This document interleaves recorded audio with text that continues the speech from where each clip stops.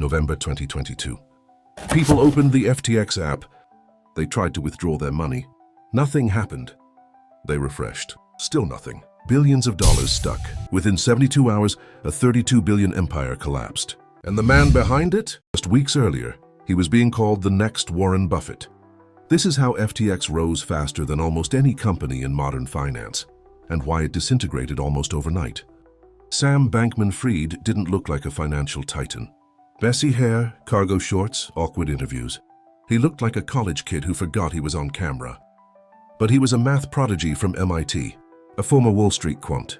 In 2019, he launched FTX, a crypto exchange built for speed and high-risk trading. It took off. Traders loved the advanced tools. Investors loved the growth. Within 3 years, FTX was valued at $32 billion. They bought the naming rights to the Miami Heat arena. They ran Super Bowl ads. Tom Brady endorsed the platform. Sam testified in Congress, donated millions to political campaigns. He said he wanted to make billions, so he could give it all away. Effective altruism, he called it. Make money, save the world. It sounded brilliant. It sounded noble. It sounded unstoppable. And that's when things get dangerous.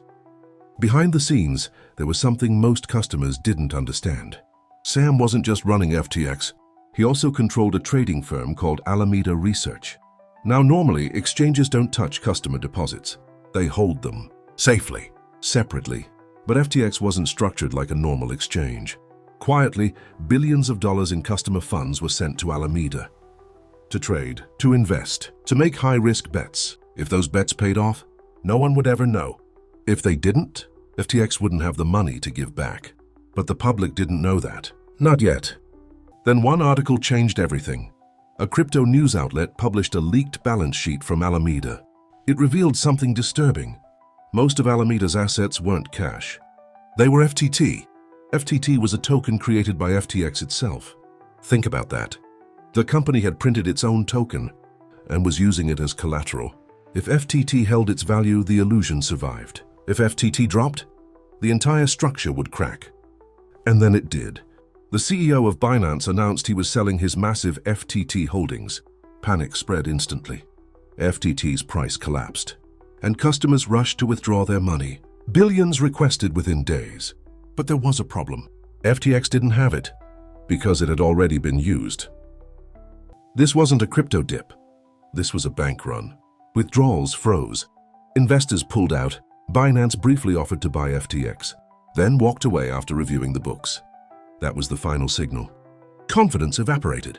And in finance, confidence is oxygen. Without it, everything suffocates. In just 72 hours, FTX filed for bankruptcy. Over 1 million customers were locked out of their accounts. Billions were missing. A $32 billion company was now worthless. Sam Bankman-Fried went from billionaire genius to criminal defendant. US authorities charged him with fraud and conspiracy. Prosecutors said customer money funded luxury real estate, political donations, and massive risky trades. The image of the humble, world-saving founder collapsed overnight. But the damage didn't disappear. Savings were gone. Trust was shattered, and the crypto industry took a hit it still hasn't fully recovered from. FTX didn't collapse because crypto is volatile. It collapsed because trust was. For years, investors believed the story. The genius founder, the explosive growth, the noble mission. But in the end, it wasn't innovation that destroyed FTX. It was leverage, secrecy, and the quiet decision to gamble with money that wasn't theirs. $32 billion, gone, not in one dramatic explosion, but in a chain of hidden choices. And by the time the world noticed,